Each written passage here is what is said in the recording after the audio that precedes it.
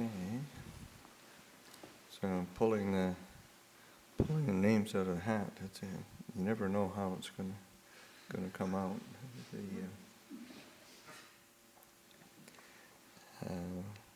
Next one's Debbie.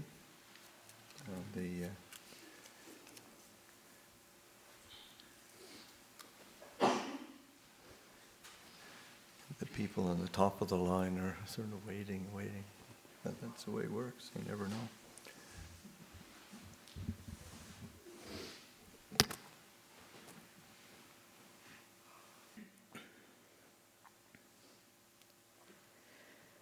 Namo tassa bhagavato arahato sammasambuddhassa. Namo tassa bhagavato arahato sammasambuddhassa. Namo tassa bhagavato arahato sammasambuddhassa. Bhutang Dhammang Sanghang Namasami. So I guess you're all in here for the long haul tonight. It is a real treat to hear the different members of the community that we don't get to hear from so often, and very, very inspiring.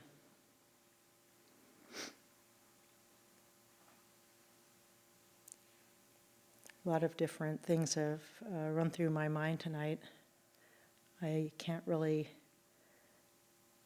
you know all during the Vasa that this night is coming, and through that time, it'll come up. This thought will come up.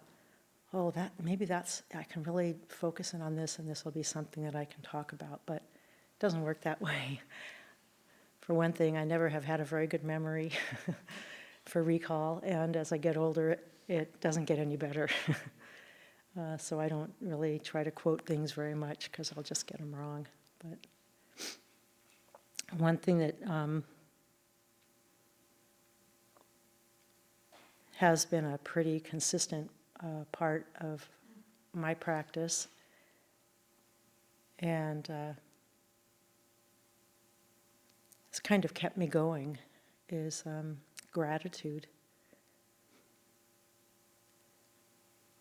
I've been here now I've lived at Abhayagiri now for, I can't remember, it's about 18 years, 19 years. Probably 19. And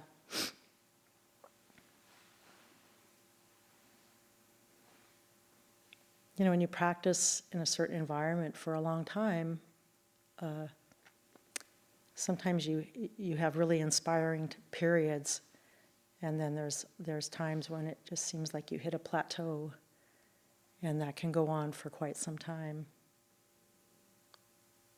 And so, like a lot of what other members of the community have been talking about, there's different things you can bring up that can be motivational, be inspiring. And you kind of have to find them for yourself. It's very personal. But something that has really kept me going, and it's such a pivotal point in this practice with the monastics dependent on the lay people and for food and bodily sustenance, and the laity dependent on the monastics for the spiritual guidance. So gratitude is tied to generosity. And we're so fortunate to be in an environment where that just really shines out.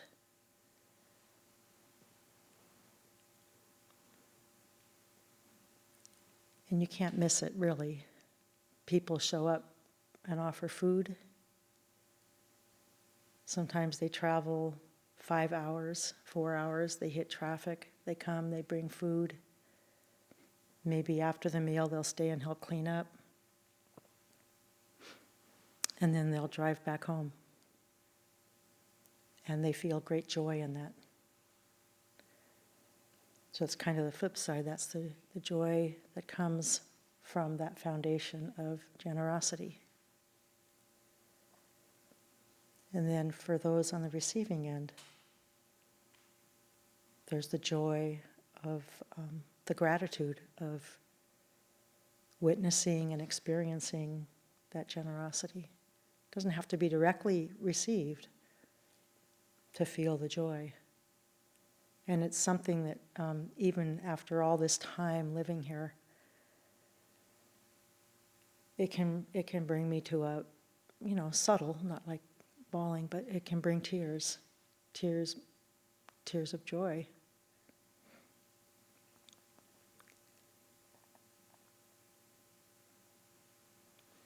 I watch how, Lumpur Upāsikā has been a real central and inspiring teacher. And not only in what he has to offer as far as from his experiences with meditation, with the practice, but also just by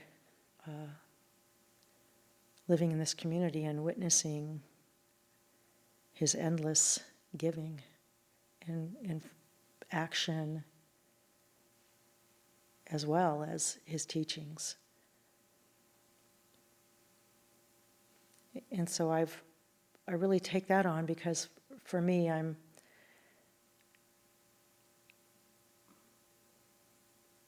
it has to be tangible for me. I have to feel it. I have to be able to really put myself into it.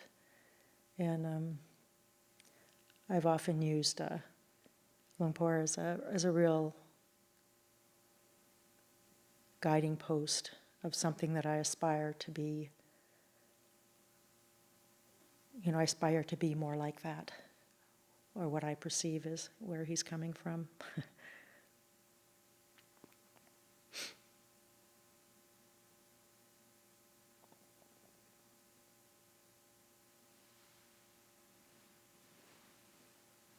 Another, it's a real benefit of living here is we get a lot of different teachers coming through. So we get to hear different, just like tonight, what we're getting to hear is, it's Dhamma from different perspectives. And I find that really enriching. My first year of practice, I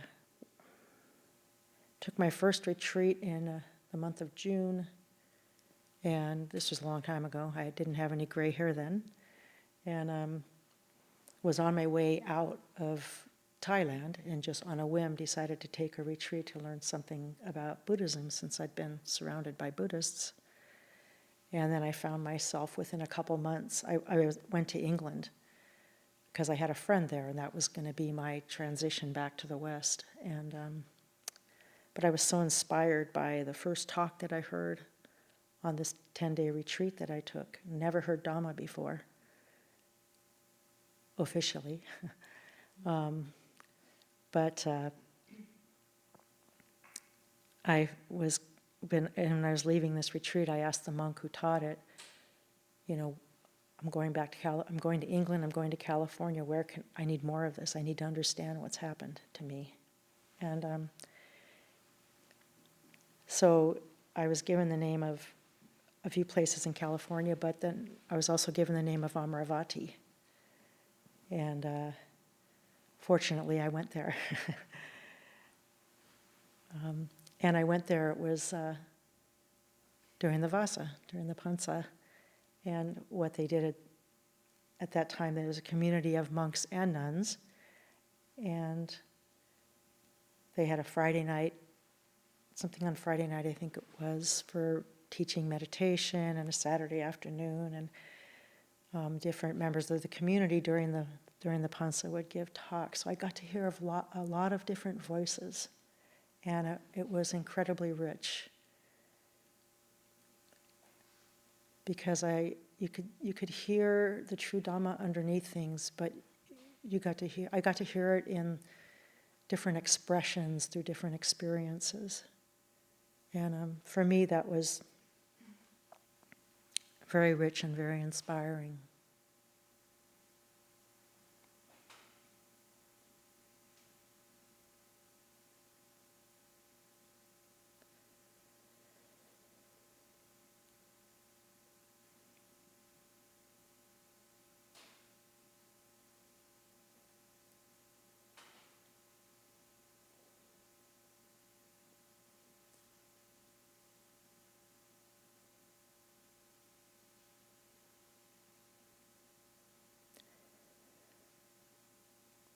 I guess I don't feel the need to say too much more. I just that sense of gratitude. I feel very energized tonight.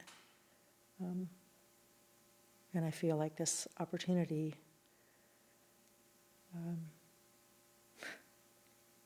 to be here and to listen to all the different voices is rich.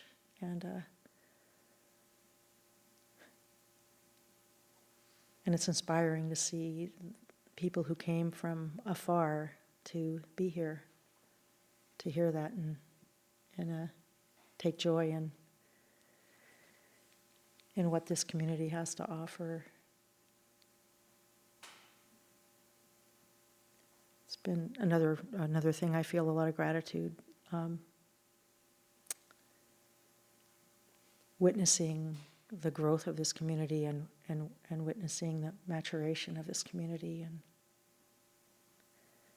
there's a strong sense that this is how the Dhamma keeps going. This is what keeps the Dhamma alive.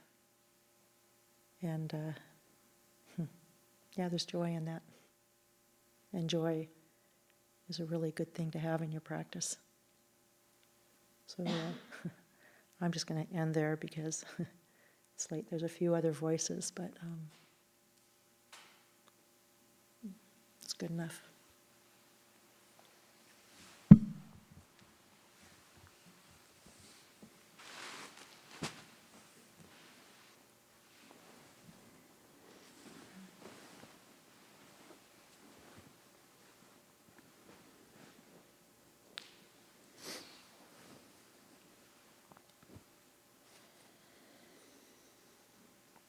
Namo tassa bhagavato arahato samma sambuddhassa. Namo tassa bhagavato arahato samma sambuddhassa. Namo tassa bhagavato arahato samma sambuddhassa. Buddhaṃ dhammang sanghang namasami.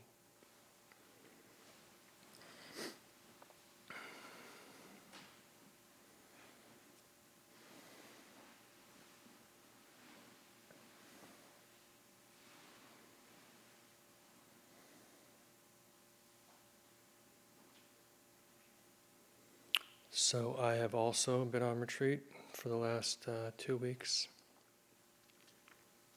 and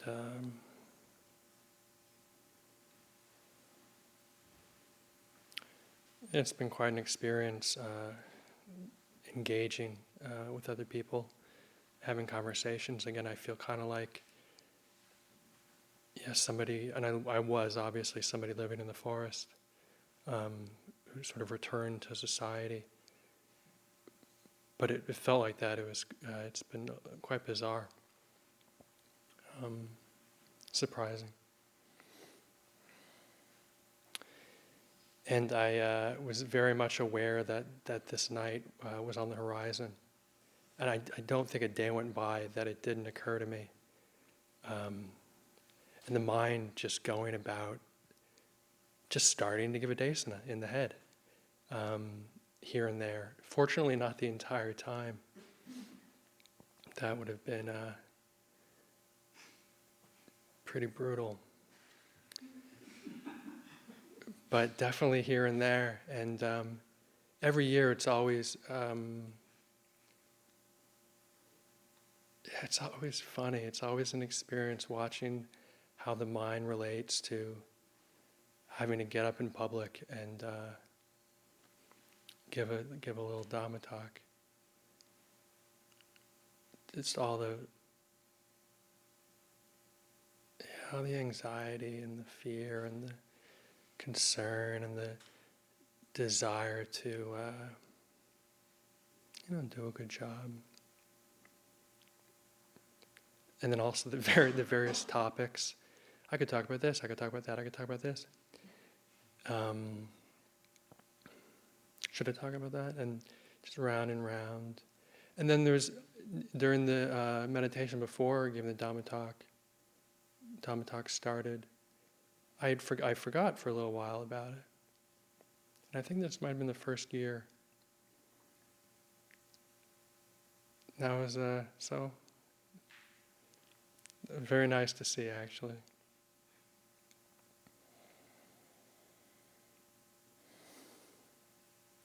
So one of the various topics that arose in my mind to talk about for a few minutes was something that Lumpur Upāsikā had said probably a couple of years ago at this point. I think it was actually during one of the winter retreats. He said that whether or not you're actually Jewish or Christian, the fact that we grew up in a Judeo-Christian society, the way we see the world, the way we see ourselves, the way we see each other is greatly informed by these central tenets, Judeo-Christian ways of thinking, principally the concept of original sin, that there's something originally, inherently wrong with us. Ways of seeing things, judgment. And as years go by for me in the practice, I see how deeply rooted my heart and my ways of seeing myself and other people are still so entrenched with these ways of thinking and seeing things. And seeing myself over the years, looking at others over the years in monastic life, I think it's really, really important to have a look at this stuff in ourselves and how we approach the Dhamma, how we approach the teachings, how we approach the training, because it's all informed by these ideas, because this is the soil that we've grown from, previous lives notwithstanding.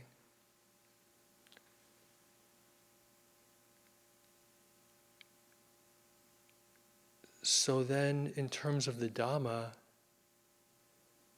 two of the Brahmavihāras, kindness and compassion, can be quite useful in this area.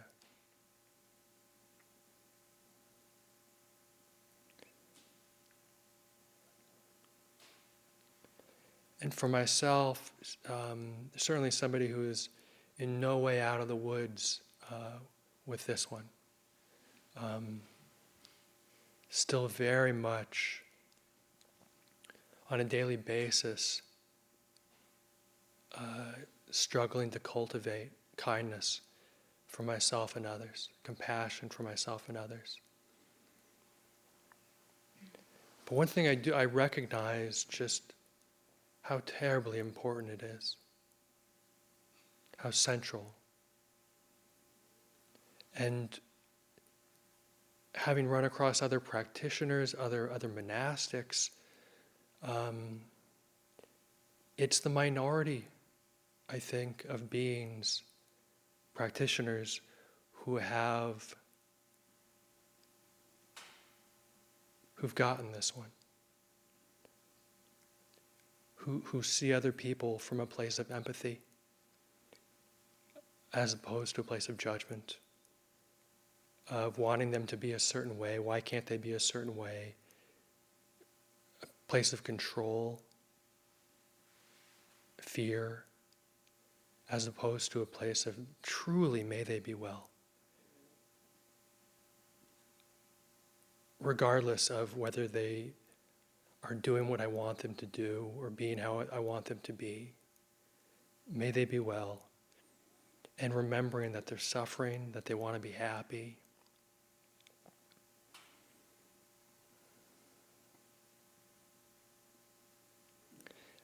Years ago, I remember sort of sweeping a different monastery, sweeping this grassy lawn and struggling with,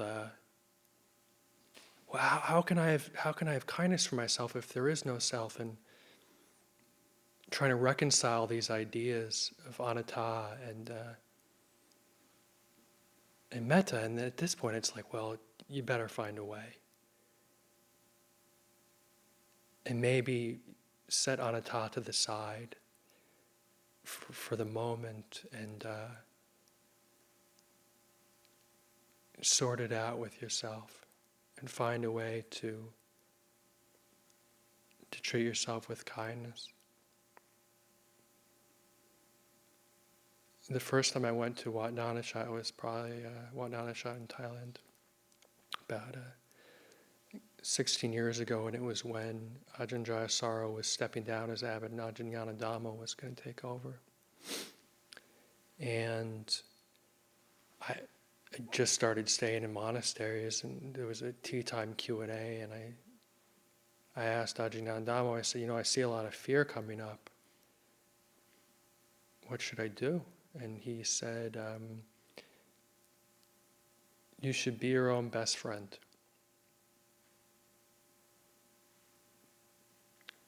Find a way to be your own best friend.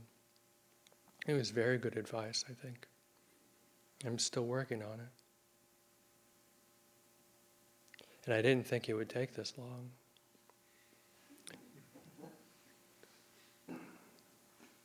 But it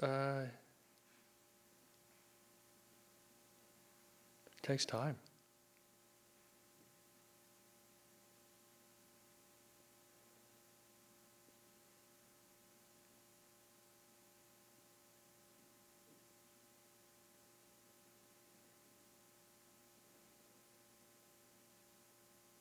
So may everyone here,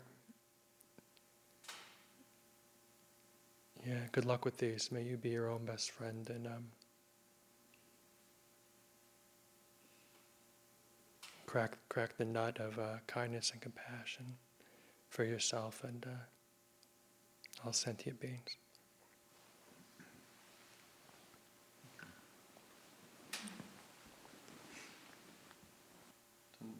Suddhiko.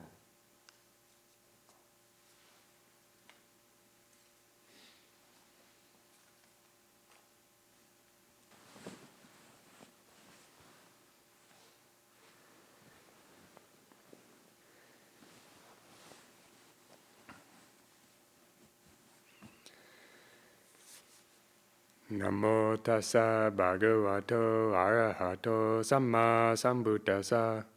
Namo tassa bhagavato arahato samma sambuddhassa. Namo tassa bhagavato arahato samma sambuddhassa. Buddhaṃ dhammāṃ sanghāṃ namasāmi. All right, my time to shine.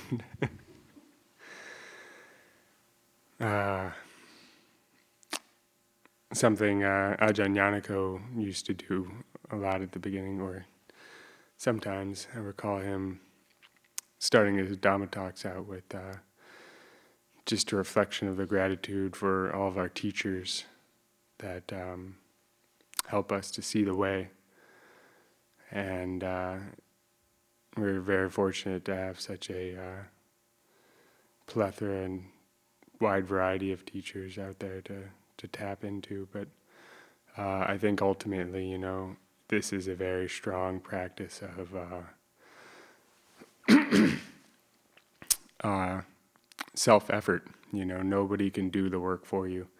Everybody can help you and support you and show you the way, but ultimately we have to put forth effort into this practice.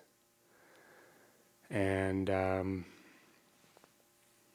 so I think that really means taking responsibility for our dukkha, and understanding that the world is going to be just the way the world is, and that our dukkha is our own.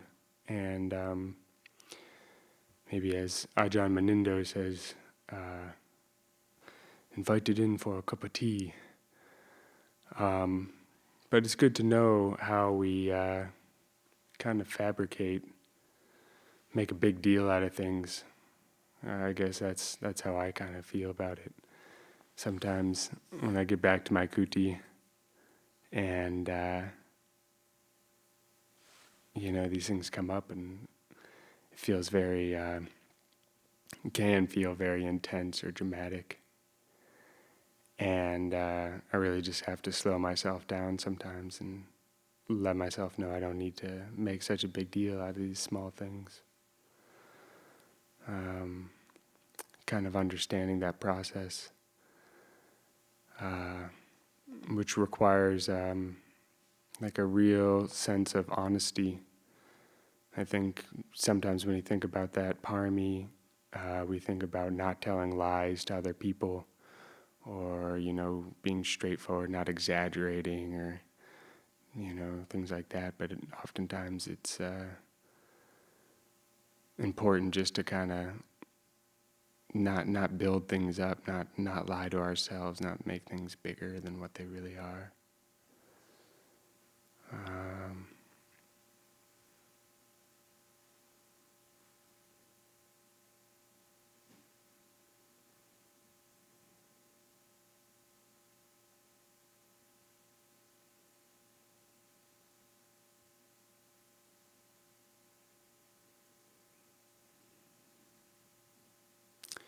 Well, since I have the airtime, I'd also like to touch on that theme of gratitude. I think that's a good thing to shift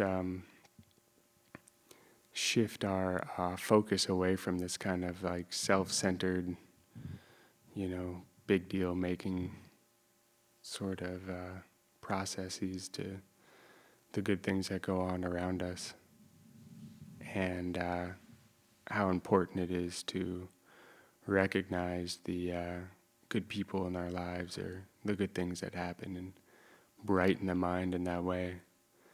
And also in our own actions. I think even for us that are fortunate to live here as monastics and spend a lot of time in meditation, it's still just a fraction of the time that we spend going and doing things.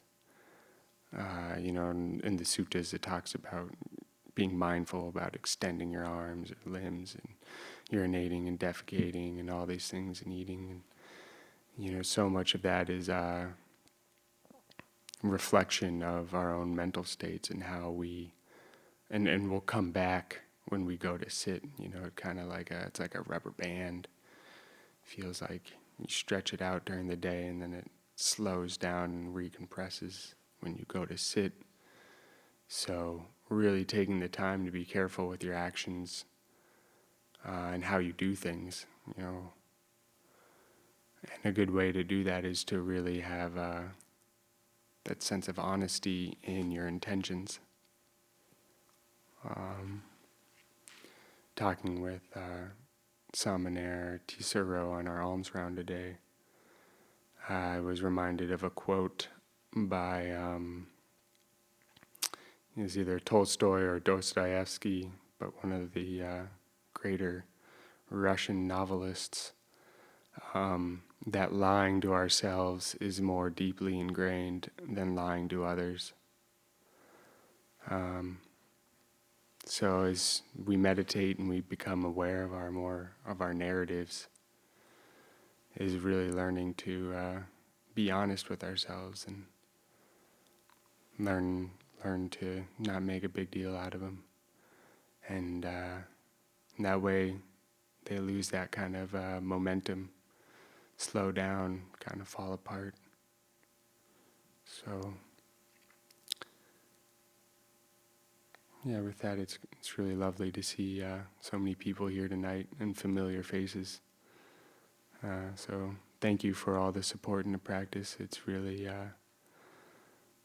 I just feel so blessed to be able to live like this and to be around good people and good intentions and hold sila and practice sila. So, thank you. What do I say again? Sit. Okay, good.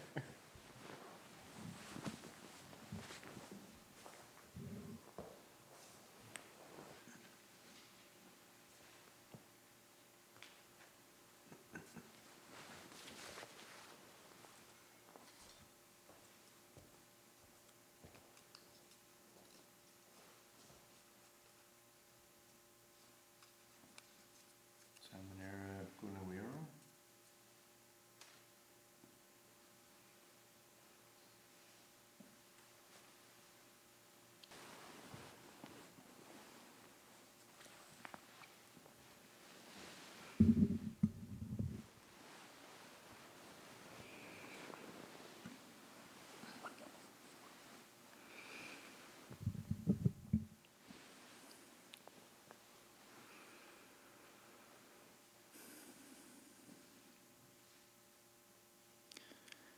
Namo tassa bhagavato arahato samma sambuddhassa.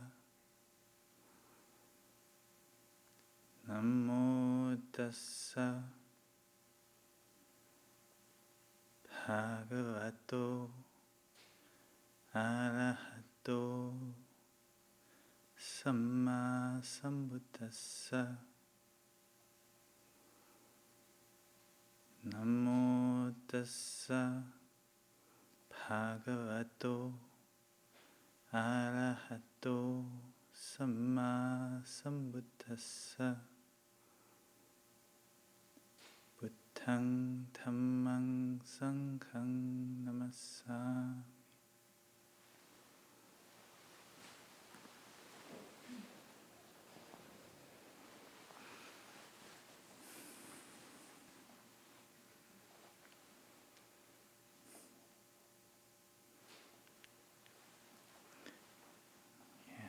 It's a good theme, gratitude. It's just listening to everybody. It's consistently just extremely grateful to be here.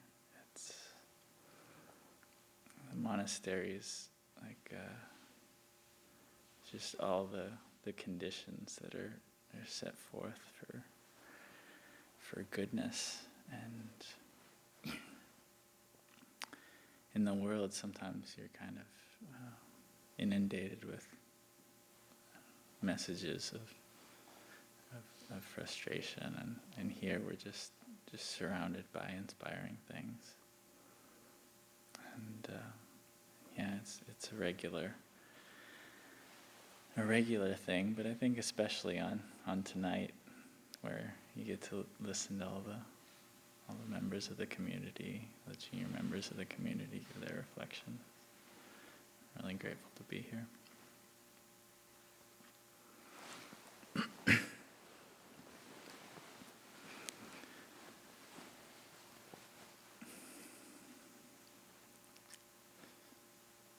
So with that last, several weeks or so, just kind of thinking about just reviewing the year.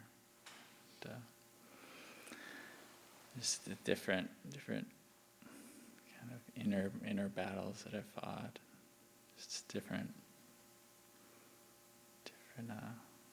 just lessons learned, experiences processed,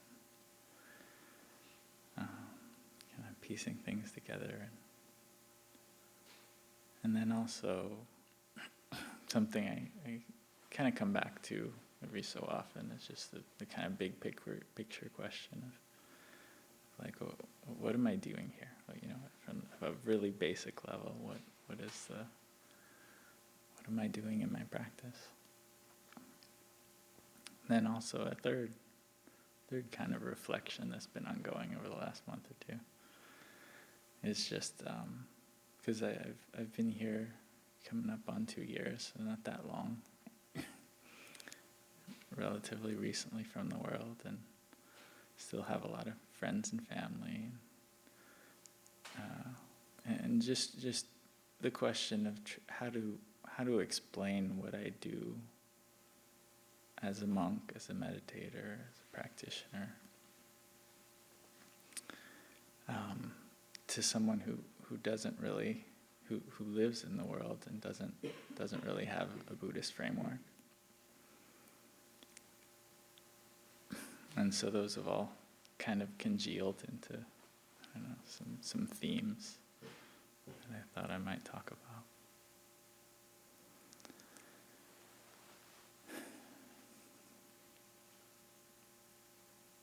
Yeah, because from a worldly perspective, like a lot of what's held up as valuable, is kind of particularly inspiring sensory experiences or human connection, and a lot of what we're doing as Buddhist monks is kind of removing ourselves from a lot of those sensory experiences and really a lot of society and human connection, and kind of looking inwards, and so it can be particularly puzzling from a worldly sense.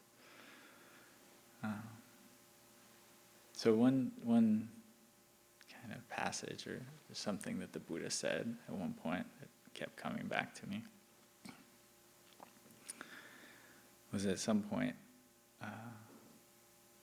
monks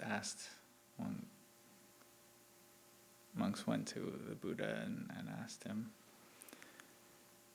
what if wanderers of other sects ask us what we're doing as monks, as samanas, and what should we tell them? And the Buddha told them, you should tell them you investigate dukkha. And, without any other, without any context or, the framework of the Buddha's teaching, like the kind of most literal translation for dukkha is pain, something that's painful. Has other layers as well, but, without any other, to a wanderer of another sect, we investigate pain. And yeah, it's been a theme that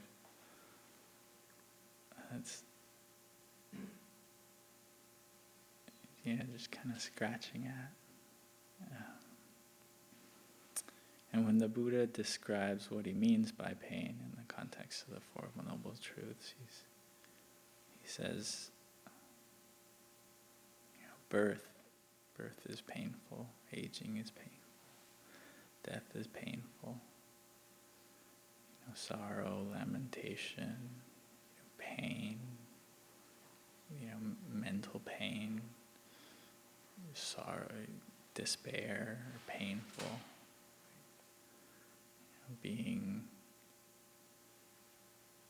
Having to be associated with what you don't love, having to be separated from what you love, these things are painful. Not getting what you wish for is painful. And clinging to anything with regard to the body, the sensory experiences, perception, feelings, and the actions, clinging to any of that is painful.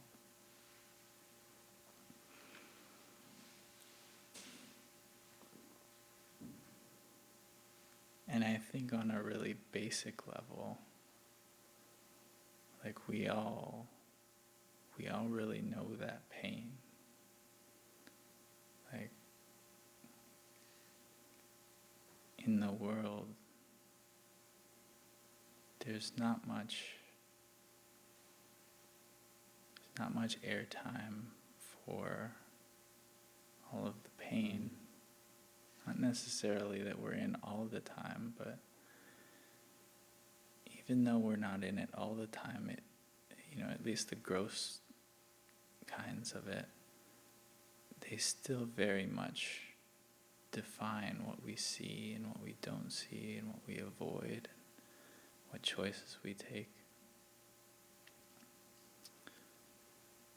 I mean, I think we all know that pain of humiliation or being belittled or being laughed at or having loved ones pass away or having loved ones hurt us or having us hurt loved ones or having loved ones hurt themselves. Pain of really kind of setting your desires or your hopes on something, having it not happen, or having it happen and then having it disappear. Like that.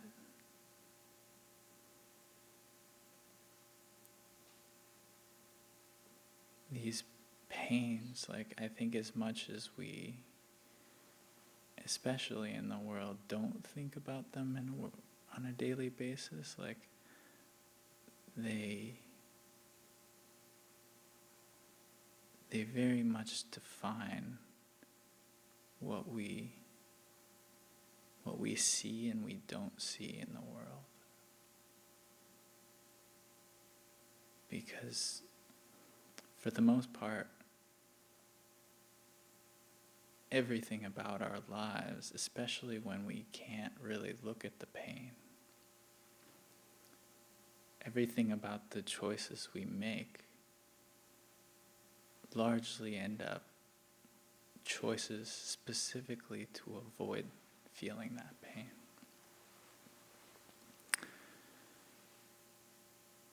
And so, the focus outwards into sensory experiences and human connection, they're good in their own right, but that one of the things that we do as monastics is to just start looking at those sources of pain and those either past experiences or experiences we shy away from.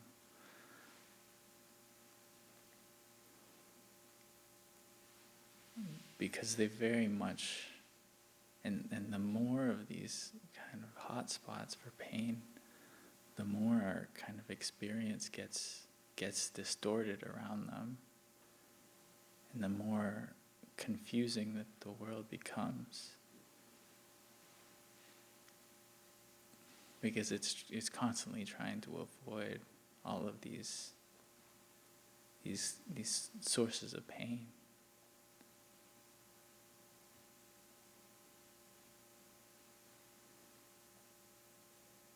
And when we sit for meditation, and this is for everybody, as far as I can tell. I mean, not everybody, but the average person. It's not, we don't immediately feel all these sources of pain. Most of the time we close our eyes and we see just the layer upon layer upon layer of protection mechanisms that we have against the pain.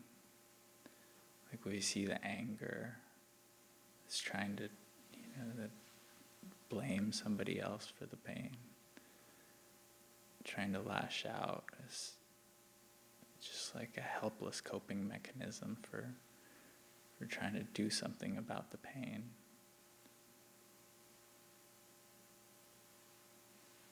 Or the agitation and anxiety and worry and fear that's trying to make all the calculations to try to prevent feeling that pain.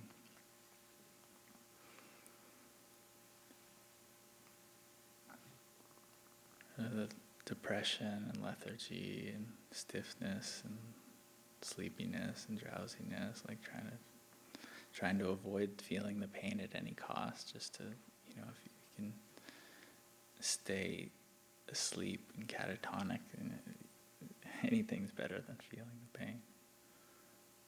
And the confusion of just having your mind jump about, just not being able to settle, because if it settles, then it's right there below the surface. Or kind of most commonly,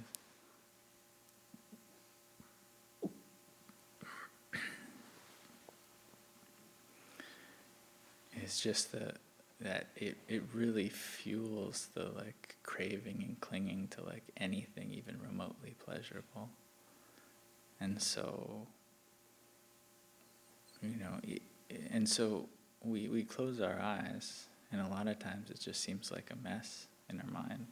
That we see all of these voices and reactions, and sometimes we can even see that they're making the situation worse. But it's still,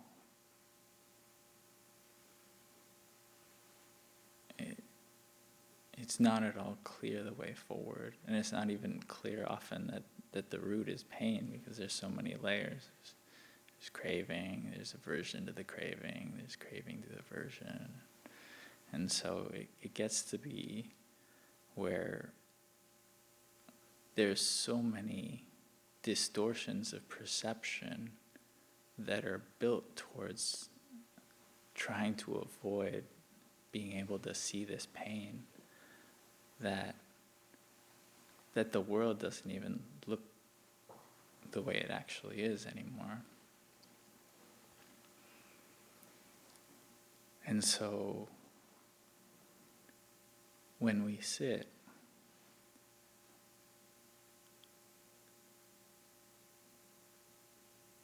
we watch these layers and we watch these reactions. And all you have to do really is just not fuel them. And then they'll come, they'll play their role, pass away. And it's a struggle because they have their own momentum. But layer after layer, they actually do pass away, and things do get a little clearer. And also what kind of gets clearer is that they're not,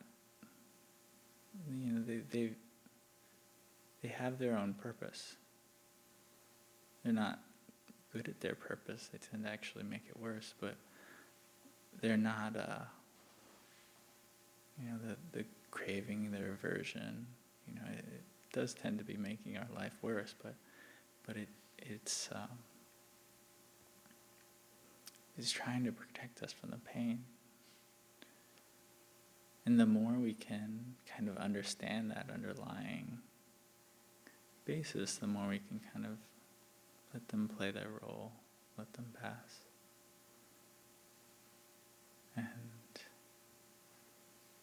And so it's probably even less of a sales pitch at that point, when not only do you get to relinquish every source of joy in your life, you get to a worldly person, you get to observe a whole lot of pain and reactions to pain. But the one hope, and it's hope not just for Buddhist monastics, but really for everybody, is that once you do start to feel the pain and the whole bodily experience of existence, and the more you can kind of start to piece it apart and see that that the pain itself, it's flickering. It's not. Initially, it seems like it's kind of a pulsating, intense mass, but you start to piece it apart, and you can see, you start to see that, it's not permanent. It's flickering. It's pulsing. It's coming and going. It's getting less. Sometimes it takes a while, but it's getting less in intensity the more you can kind of just sit with it. And also as you kind of think of it as this knotted ball, you're like kind of piecing apart, sort of loosening the knot before you're able to untangle it completely. But you're able to start to see some joy underneath it, some of like the radiance of the heart that underlies a lot of this pain. And a lot of times, so you get these moments of happiness, and of course, like the first thing you do when you have a moment of happiness, you like cling to it, fantasize about it, and you spend the next 15, 20 minutes thinking, fantasizing about how this happiness is going to be permanent, and think about all the other things that you're going to do with all this happiness, all of the other things that make you happy. You should roll and roll and roll and all of the things that kind of make you happy. You forget all about the reality and the pain. And the first time it happens, it's not so bad. But then, as you kind of work through the pain, you see this joy or this happiness, and you watch this fantasy play out over and over and over again. Whether it's donuts or some fantasy about what, a relationship or a lifetime or a career or accomplishment or an experience, like whatever gives you happiness, that's the fantasy that's going to play out, for the next. And you just the fantasy like plays and plays, and you watch it, and then of course at some point the happiness passes, and you're left with like, oh man. You're left with the disappointment of the happiness. And you watch that cycle play itself out kind of ad nauseum, and you see like, you start to see like, oh, it's happiness isn't permanent.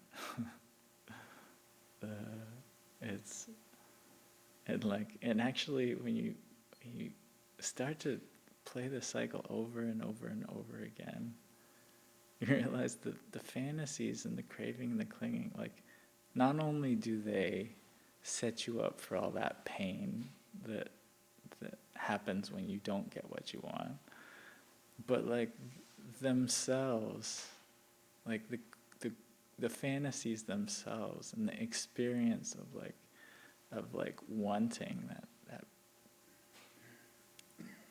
it itself is like not a particularly pleasant experience. It's kind of a burning, like, and after a while you're like, why am I doing this? And so at some point you kind of gain some perspective on the happiness and stop telling yourself that it's going to last forever, and so you start doing with the same thing with the happiness, and not getting just completely overwhelmed by it and swimming in it, and start piecing it apart too, and realizing like, oh, okay, it's an experience. So, and a lot of times in the world you don't really have any conception that there is anything else than pain and happiness, and that's like, maybe boredom in the middle. But you start to see, once you kind of piece apart the happiness, you start to, it's the same real process of just looking at the physical experience of like pleasure, like physical pleasure, and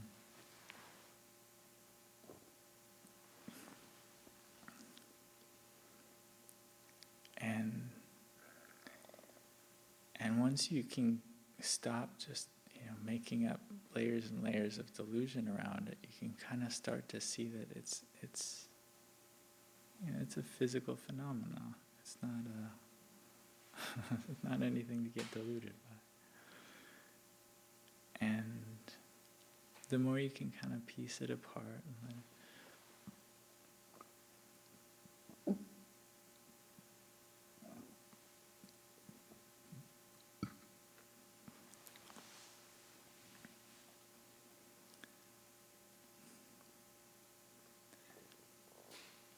the more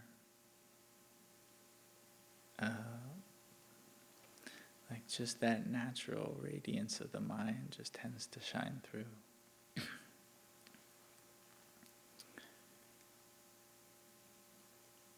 And I think we recognize that too, like just like we know the heartbreak of having our aspirations dashed. And we know the elation of joyful experiences and happy, pleasurable experiences. Like I think we don't have so many experiences of it in society, but I think we recognize it of just seeing that radiance of the mind in people. Sometimes particularly compassionate people, or particularly inspiring people,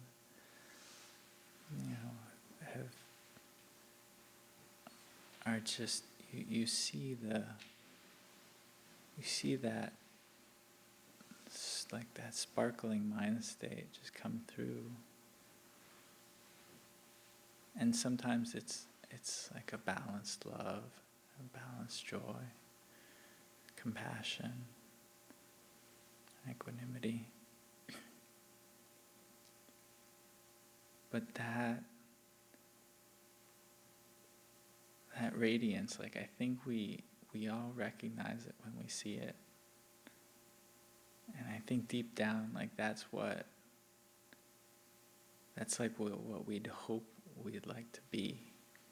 And maybe we've seen ourselves like that, but I think mostly we just have some conception of like that's how we're supposed to be. And so a lot of times, especially in society, and because we don't really have a obvious path of how to get there, we just try to pretend. We just try to put on a happy face and try to be professional and be kind of on the face of things, compassionate and loving, but we come home and we're exhausted because it's exhausting to try to wear that mask of who we feel like we're supposed to be when really it's not in what's in our hearts.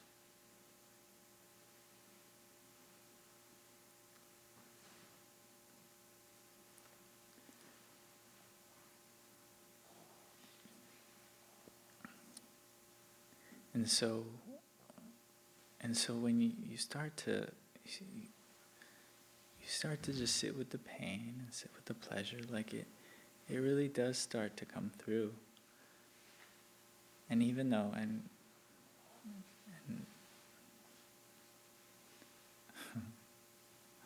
funny thing is a lot of times even the radiance, the ego's right there to take credit for it and identify with it and cling to it. And if we can keep from that, because it'll just get us back into the circle. But if we keep from that, there's a stillness that goes along with it, and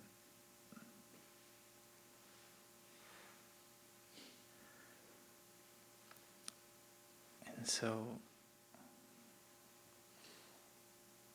and it's the same process with the stillness. Like we just like more and more kind of refined and beautiful states of mind.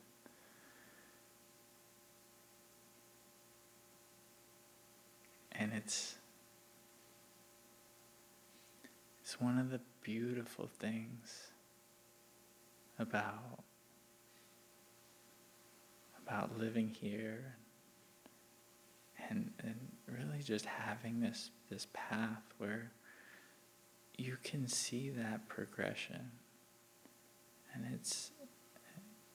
it takes time, but it does happen.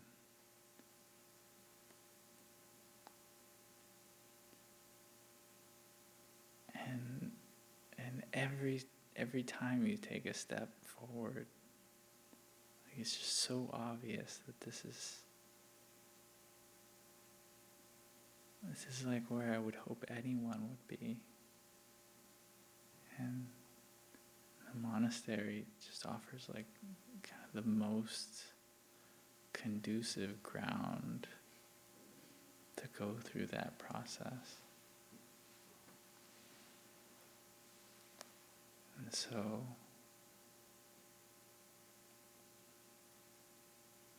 just, there's so much gratitude and happiness for everybody here and walking this path. Because there's no other way. There's no other way but through the pain, and just the long process of retraining ourselves and how to work with pleasure. And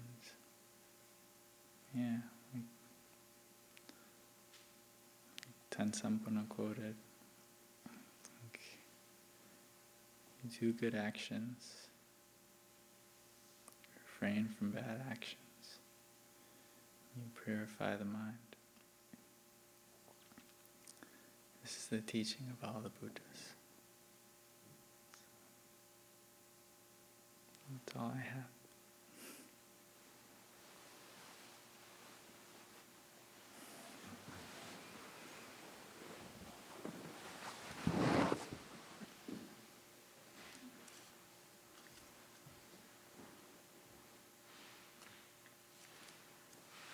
Anagārika rhyme.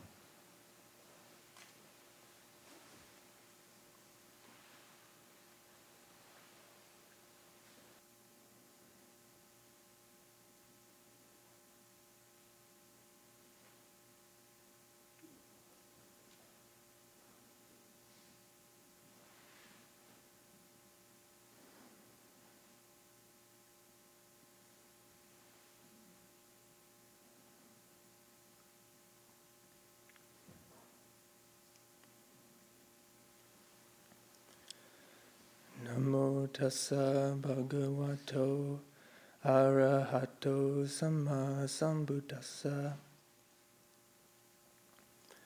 Namo tassa bhagavato arahato samma sambuddhassa. Namo tassa bhagavato arahato samma sambuddhassa. Buddhaṃ dhammāṃ saṅghāṃ namissāmi.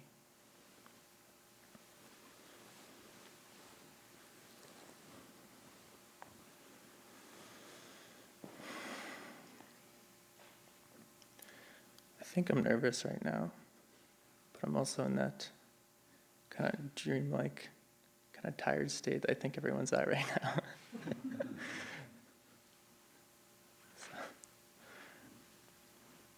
This is my first Dhamma talk.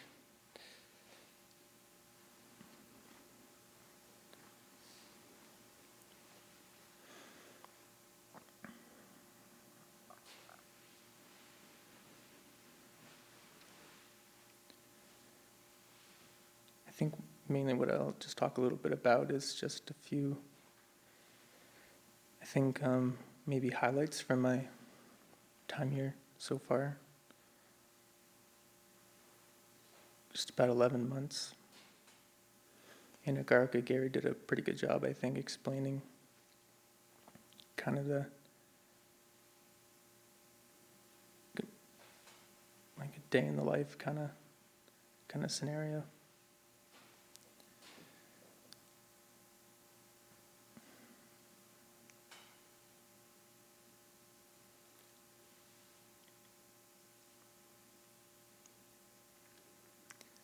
think probably the biggest one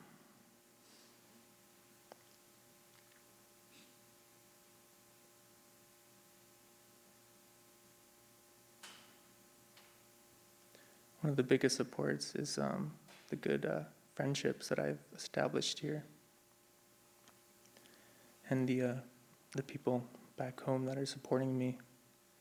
I can definitely say that I wouldn't be here if it wasn't for these community members and all of the lay supporters that come. It's been very invaluable for my practice, and yeah, the support is really everything.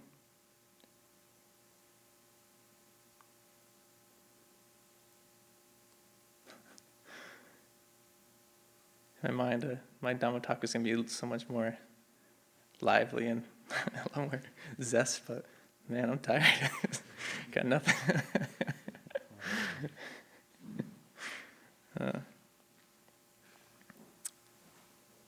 So yeah, definitely the good spiritual friendships.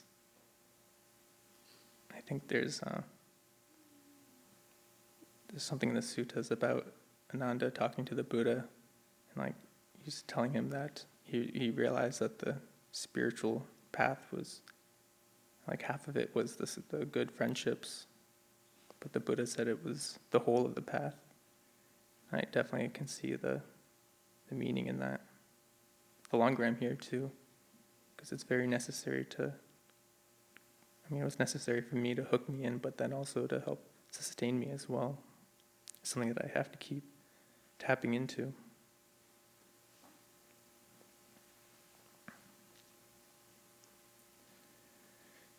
I think then probably the second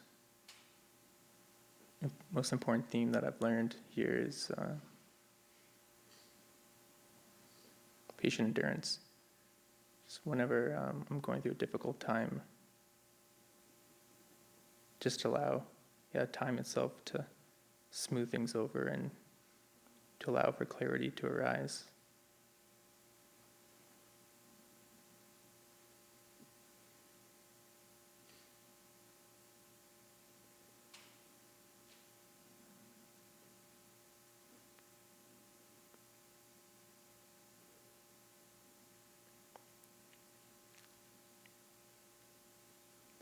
And probably the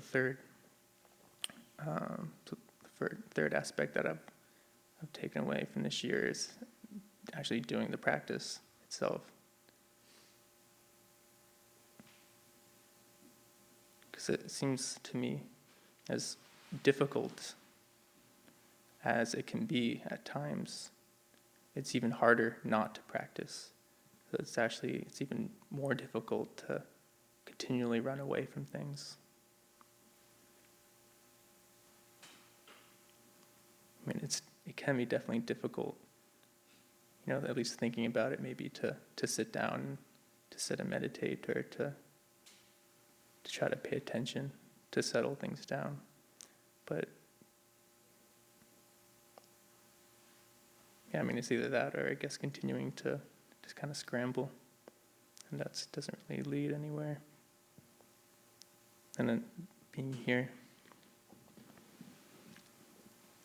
like Sāmaṇera was saying, you just see it so much more clearly. So just kind of day in, day out, just kind of scrambling and running. Eventually, you gotta slow down.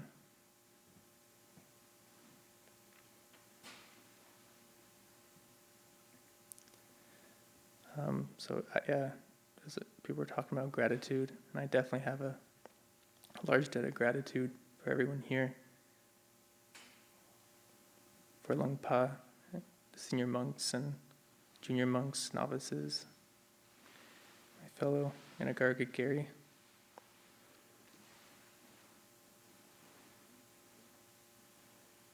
I definitely have learned a lot, definitely have still a lot to learn.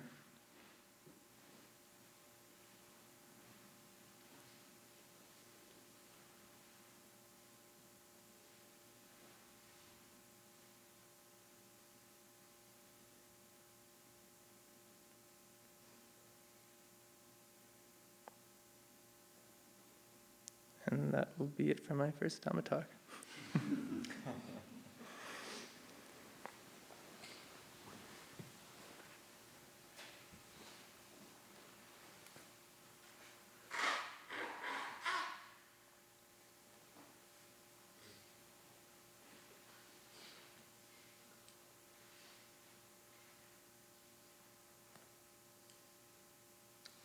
you.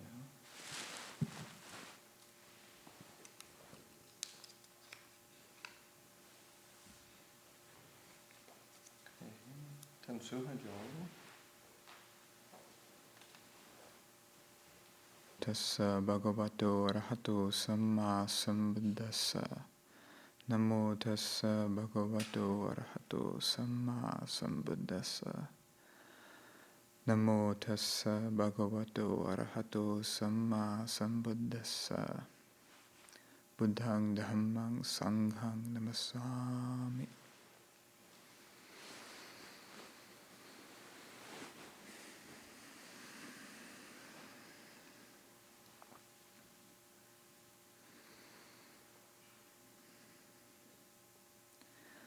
Of course, it's not surprising that gratitude is a common thread this evening.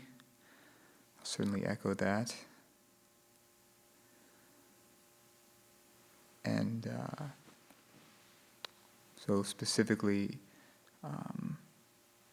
actually the teachings that Luang Pa has been offering during tea time or recent Dhamma talks, I've heard mentioned a couple of times this thing about being a good role model. You know, tying into spiritual friendship and teachers and these things. I mean, this is, I think, at the root of, say, the Buddha's style of teaching, you know, gathering from the suttas and the traditions and all the way down through the, you know, our teachers in Thailand and our teachers here. And one thing that I've learned through my role models, especially in, I don't know, certainly the past year and a half, which I spent, I got back up maybe, I guess it was 4 months ago, from a year-long stay in Thailand.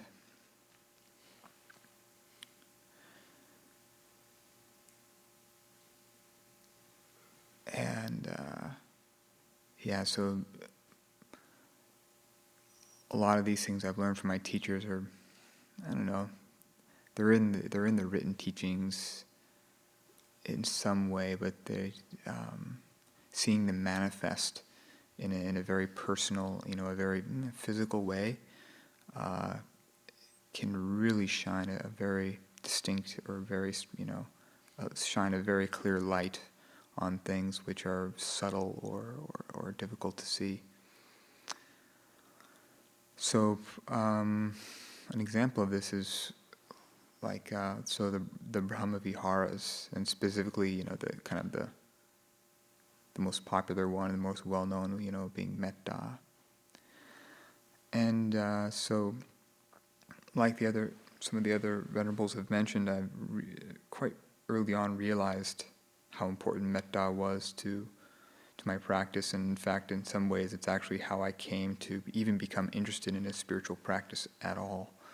Was an experience of Mettā. I didn't call it that at the time, for sure, but seeing the importance of, you know, of wholesome mental states and goodwill. And that's really, you know, there's lots of translations of Mettā, but goodwill is actually very close, or even sort of the Latin equivalent, benevolence. So, and in fact, must have been a year or two ago, a community member and I were talking about the importance of Mettā in practice, and he made the comment, Mettā is like it's like oil for your engine. If it doesn't run, if it doesn't have oil in it, it just seizes up. and everything's bad. I've actually been in a car that didn't have oil in it as we were driving. I don't know if it actually seized up. I'm not sure what that's like, but it was really bad, really bad. The whole thing was totaled. I mean, it was just a total mess. But how, what does Mettā feel like? What does Mettā look like? What is Mettā, what is it, how is it experienced? How does it work? What does it do? All these things. What does it sound like when it, So learning all of those different things, I learned a lot. And one of the things, there's lots of different kinds of Mettā and lots of ways that it does manifest. But specifically, I've been learning, a lot. I've sort of coined my own term for it. I call it tough Mettā. It's like it's the Mettā equivalent of tough love. And for me, that really captures it. The first word I had for it was like Kruba Ajahn Mettā. This Kruba Ajahn is sort of a word for these austere forest masters in Thailand. The most well-known of whom, including Ajahn Chah, and others were known to be, they could be quite fierce, very direct, very intense, sort of, they don't cut corners, they expect a lot, and they'll tell you what they expect and things. And, there's books in our free distribution or, other places where you can read some of these teachings, and on paper it looks, like fierce. Just super intense. This sort of the classic sort of get in the ring and slug it out with your defilements, I really was turned off by that, I have to be honest. This sort of the fighting Dhamma, the warrior Dhamma, wow. I'm like, I'm not into it for that,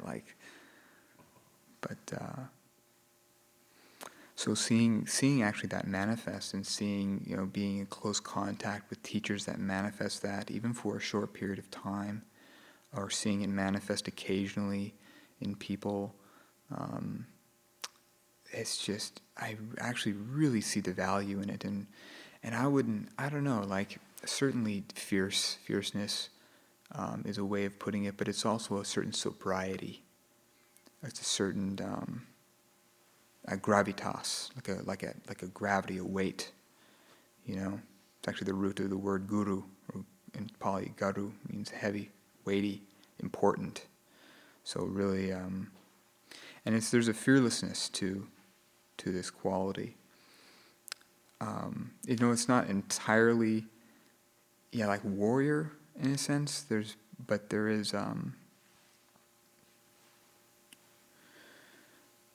is a willingness to face the pain, face the discomfort. But it's always guided by this sort of this really mature parental sort of guidance, where you see both the potential of the good and the danger of the not so good, of the bad, but being able to gently but firmly guide and help yourself to navigate these things.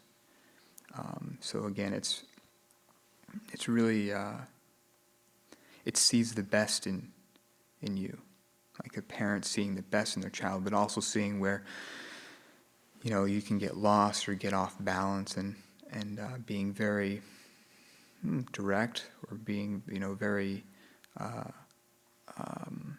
it could be blunt even in trying to guide, or very honest and sober with the instruction or with the guidance given. So in my own practice, I've really tried to implement this in different ways, and one of the ways that I found very useful is a teaching which maybe, I don't know, isn't, I hear about it with our teachers, but anyways, it doesn't get as much airtime, I think, as other teachings of the Buddha. It's what's called the in English would be usually translated as the gratification, the danger, and the escape. In Pali, it's the asada, the adinava, and the nissarana. And they're actually very related to the Four Noble Truths. And I would say, almost as important as, or it's a different, you could almost call it like a different theme, sort of spinning off the Four Noble Truths, or a different view into the Four Noble Truths, different way that they manifest. In fact, the Buddha even says in a discourse that, for example, like we chanted the Dhammacakkappavattana Sutta the other day during puja, and it says in there, without, maybe I actually forgot whether it's in the Dhammacakka or not. But anyways, the Buddha would frequently say, look, when I didn't understand the Four Noble, actually it's in the Dhammacakka.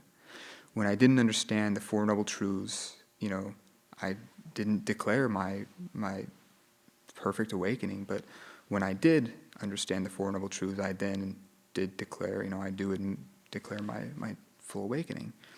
And it actually says the same thing about this gratification, danger, and escape. So you could say that it's one of the many doors into awakening.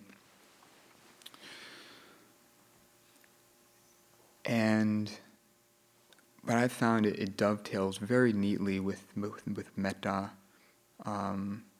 It's also they all blend together, but certainly with compassion and so forth. So the basic theme of this gratification, danger, and the escape is that, for example, when I see myself indulging or about to indulge in a habit which I have recognized as unskillful, the first thing I ask is, what am I getting out of this? Okay, whether it is sense pleasures or anger or some sort of deluded ideal or something like that, it's like, okay, I know this is bad for me, but there's something about it which I'm actually at least a little bit benefiting from. There's something that draws me in. The asada is actually the taste. Something about this actually tastes good. There's bitterness for sure, but what am I getting out of it? What am I expecting this to nourish me with? And this is, for me, the crucial shift where, it's almost like I'm setting down my judgment of this is bad, I don't want to do this, I shouldn't do this. And I'm sort of bracketing that for a minute and saying, okay, yeah, but what's good about this, or what am I seeking through this behavior? In some ways I feel it's like a listening practice. It's like, a friend of yours is having lots of trouble with something, and they're coming to you for advice, and you won't shut up, basically, and they're trying to explain themselves, and you just think you have all the answers. And that's the way I feel I am with my own bad habits most of the time. But if I can sort of set down my judgments or my ideals for a minute and just listen to what this habit has to say, sort of receive it fully, not actually believing it necessarily, but at least giving it the space and really paying attention to it in a way that I'm interested in it, I'm giving it attention, I'm giving it the space to express itself. And, it's pretty obvious to see with things like sense pleasures and so forth, you're looking for not just good feeling, but also maybe a sense of connection or a sense of wholeness, the sense of healing, sense of completeness that's there. With anger, I'm oftentimes looking for, a sense of control, say like dignity or sense of self. I'm looking, it feels good to be self-righteous, because, there's a very strong sense of identity there.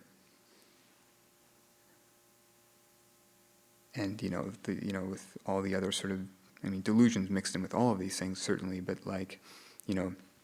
with delusion, it's usually more around stability, feeling in control, but also safety, looking for safety, things like that. So, and then part of the metta part is actually recognizing that these are legitimate needs in a sense. We want to feel good. We want to, have a healthy, for a healthy sense of self, a healthy identity. We want to, have a sense of stability in our life, a sense of safety. These are actually not unwholesome needs. The problem is that we basically cultivated these habits which essentially don't fulfill the need. They may fulfill them for a certain period of time or in a certain way, but over time, repeated as they do, they're just bad news. And so that's the second one, this adinava, the danger, the drawback. And so again, this is also looking at okay, so you do want a sense of contentment and completion or a sense of connection through this thing, but geez, think about the last time you did this. I mean, it just doesn't work actually. And so, if you truly want those things which you're seeking, you're going to have to find a different tactic. You're going to have to find a different avenue for filling that need. And then and there's so many different manifestations, but then hopefully the result of that will be the nissarana, this escape, this transcendence. And that will be, ideally, filling the need with fewer dangers, or, in the last sense, with no dangers, right? But sort of, we're on the methadone plan for this stuff. We sort of got to ease ourselves off and refine our habits before we totally kick them all the way. The cold turkey thing doesn't really work, for most of this. But so yeah, that's and again, running through all of that, there's a sense of self-respect, sense of self-acceptance. Here's where I am. Here's where I want to go. What's the best way for me to do this? There's got to be a better way out of this predicament here that I've got myself into. And that's just such a better narrative than that whole trip on should be there, shouldn't be there, why aren't you like this, and whatever.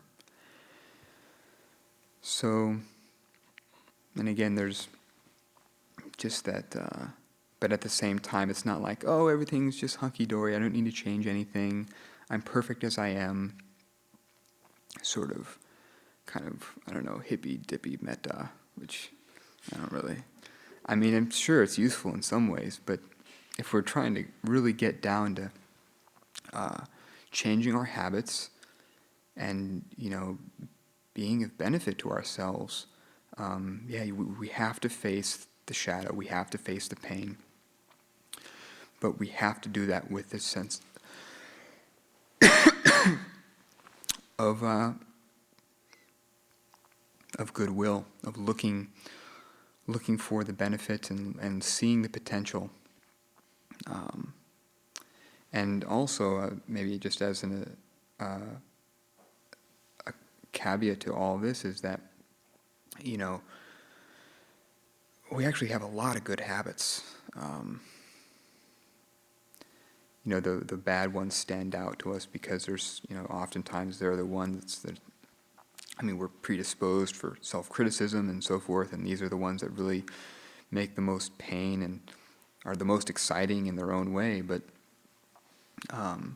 also looking for the ways in which we actually do have healthy perspectives and helpful habits, and marshaling those forces, in place of these, really, really stupid ways we go about, seeking fulfillment and happiness.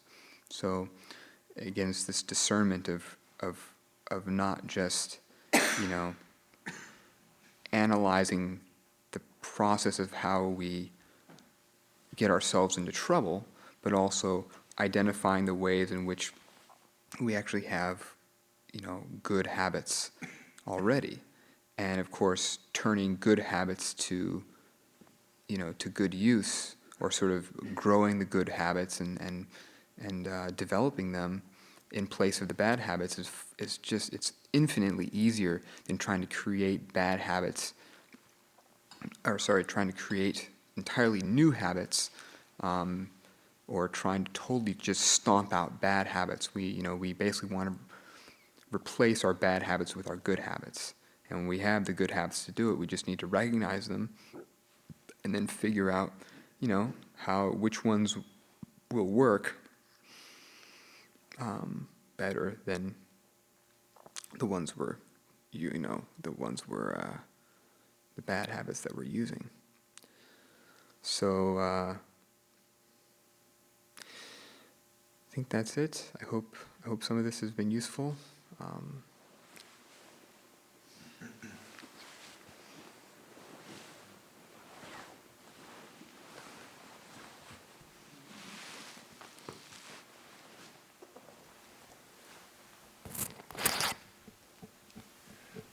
Okay, so there are still 3 more people to give talks, and I'd make a request that these 3 people clarify your ideas, but very quickly give a perspective or some kind of thought. I have my hopes up for, it's sort of, either we have a break and come back again, but I think we can wrap it up. So the next person is Ajahn Kassapo.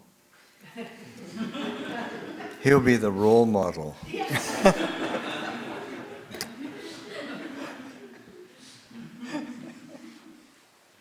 Which he usually is.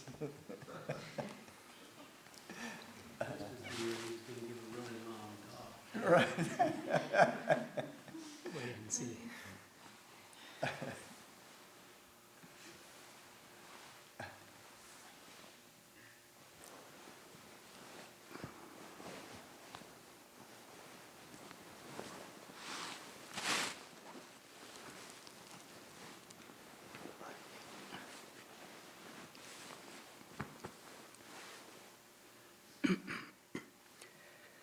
Namo tassa bhagavato arahato samma sambuddhassa. Namo tassa bhagavato arahato samma sambuddhassa. Namo tassa bhagavato arahato samma sambuddhassa. Buddhaṃ dhammāṃ saṅghāṃ namasāmi.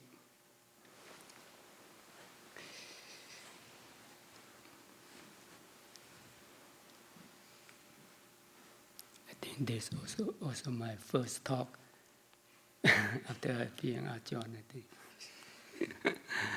So, before, like maybe last year or something, I'm really nervous because I'm Ajahn soon, so I have to give a talk.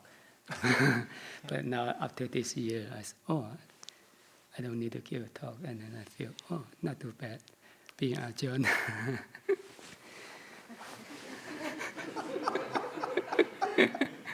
So, no pressure. But I just encourage people just keep practicing. I get benefit from all these years. So it's just little by little you will have more. I think you get less dukkha.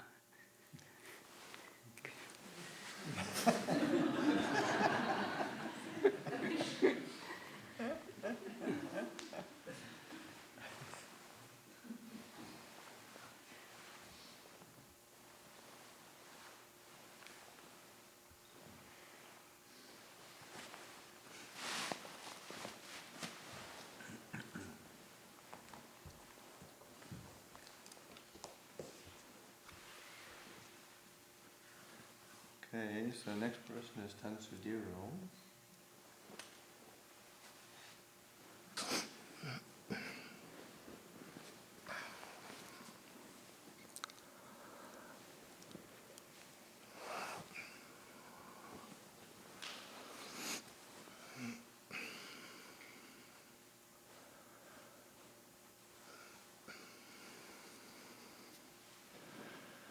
Namo Nassam Bhagavano Arahanto Samma Sambuddhassa.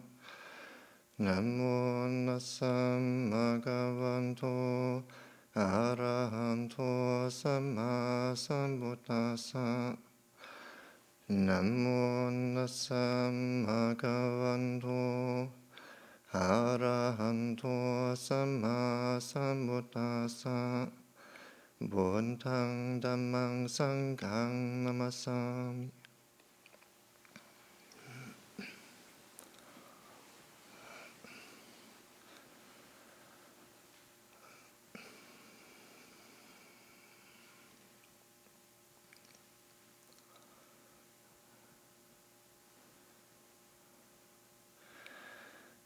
So I definitely won't have any trouble keeping it very short. So. Just for myself, like I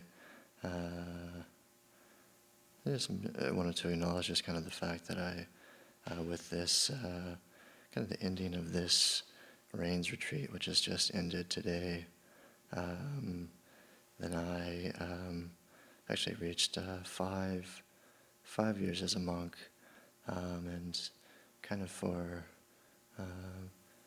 us as monks, and it's kind of like a fairly significant kind of milestone in our life and our training. And so myself just been kind of reflecting over the past few weeks,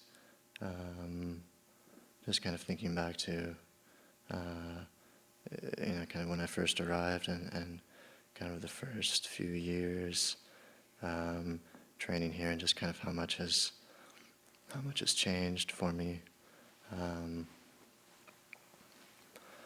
just kind of reflecting on the just kind of the many difficulties that I've gone through here. It's really the kind of the nature of this.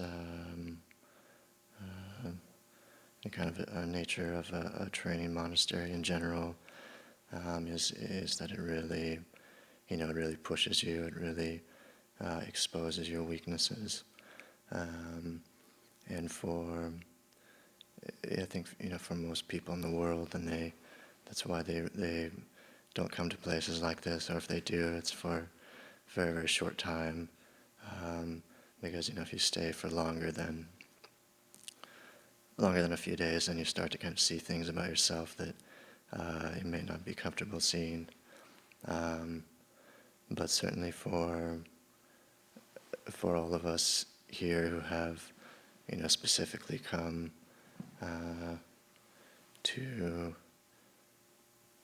investigate our own suffering and to learn how to overcome it, then this kind of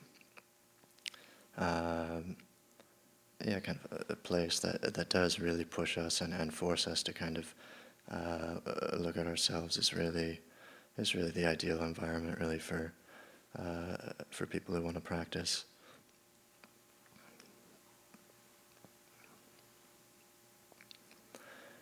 So for myself, just kind of thinking back and just kind of all of the the difficulties, like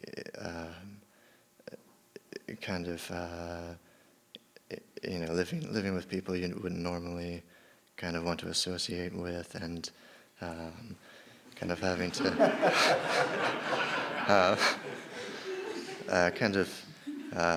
kind of doing things you wouldn't normally want to do, or having to do things you don't feel kind of competent doing. Kind of, getting up and speaking in front of a crowd of people at kind of midnight, and yeah, so it's definitely very difficult, but for those of us who are interested in learning about our own defilements and learning how to overcome them, then it's really the ideal place to live. So, thank you.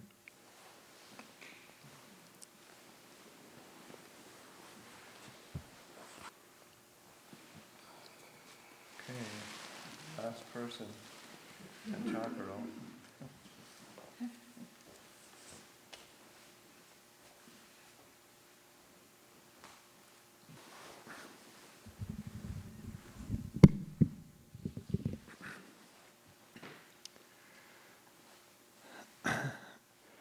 Namo tassa bhagavato arahato samma sambuddhassa.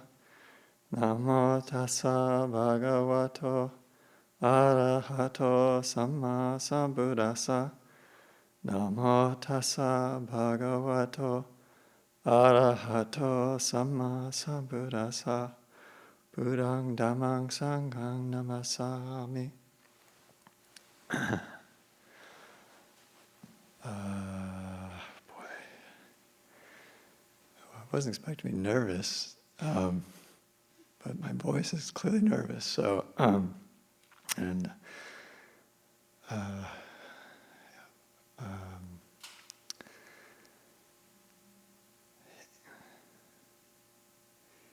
it's I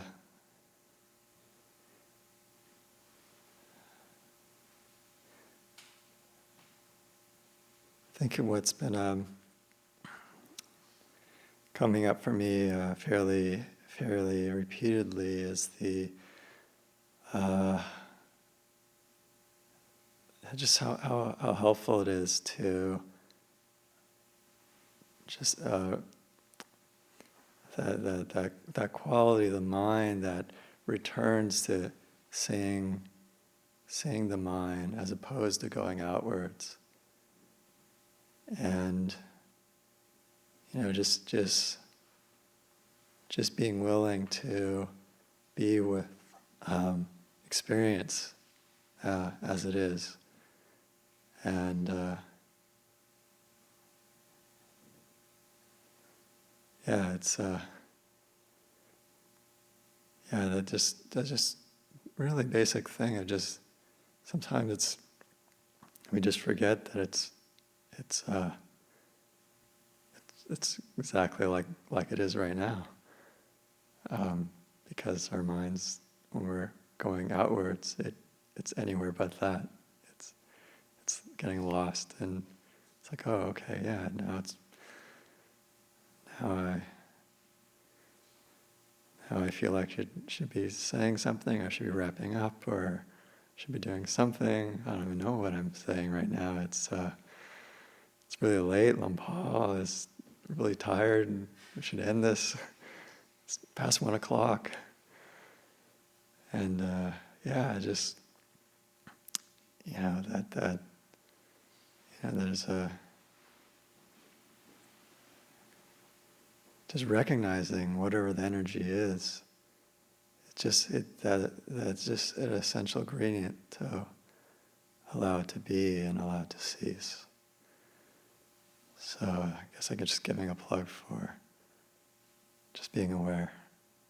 I guess I'll leave it at that.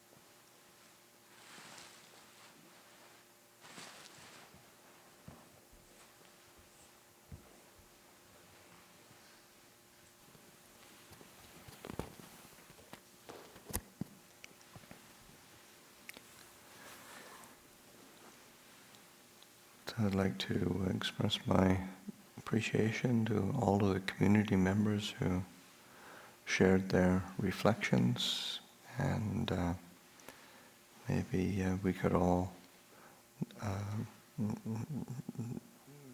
communally do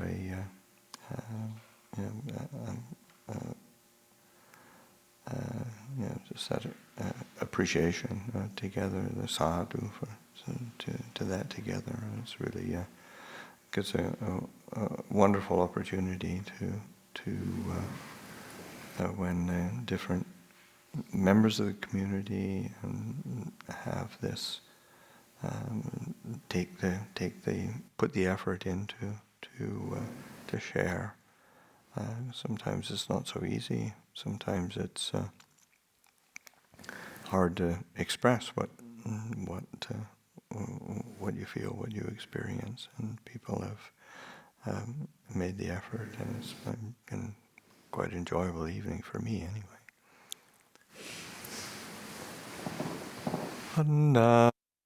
Ango adagata sadhu karang datamase sadhu sadhu sadhu anumodami.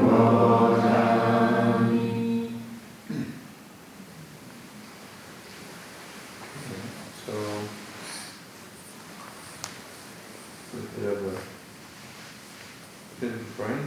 People can, tea will be available, probably. It doesn't take that long, does it?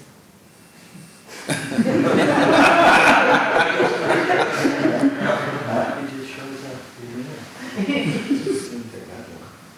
It's enough helping hands, I think. It's enough helping hands, so. Yeah, quick or something. Yeah, so